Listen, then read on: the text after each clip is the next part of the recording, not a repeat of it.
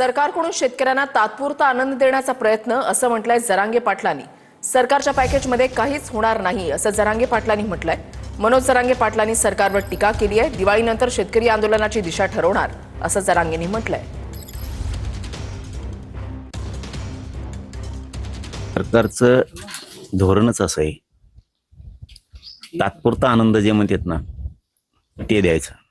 म्हणजे आता आज सणासुदीचा दिवस आहे, मला तो शब्द वापरायचा नाहीये त्यांना, परंतु ते आशाला लावायचं आणि पुढे टिंब काय ते माहिती आहे तुम्हाला। आशा चाल जाणून बुजून सरकार शेतकऱ्यांशी खेळते, जनतेशी खेळते।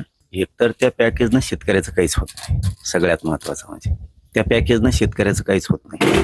त्याच्यात फक्त तात्पुरता आनंद द्यायचा, त्याचा अर्थच ते होतो ना फसवणूक। तात्पुरता आनंद म्हणजे फसवणूक नाही का। आता बघू ना, आता हे 2-3 दिवस गेले एवढे, दीपावलीचे, भाऊबीजेचे, पाडव्याचे आहेत, उद्या बी पाडवा असल्यामुळं पाडव्याच्याही जनतेला खूप खूप शुभेच्छा देतो, कारण उद्या पाडव्याची थोडी गर्दी राहील। त्याच्यामुळे उद्या आणि भाऊबीजेचे दिवस सोडून अगोदर आमची बैठक घेतो, राज्यातल्या शेतकऱ्यांचे जे अभ्यासक, तज्ज्ञ आणि संघटनेचे काम करणारे सगळे म्हणतो आम्ही, मग राज्याची एक बैठक लावून आंदोलनाची तारीख डिक्लेअर करायची। म्हणजे पुढील दिशा तुम्ही ठरवणार हो, शेतकऱ्यांसाठी?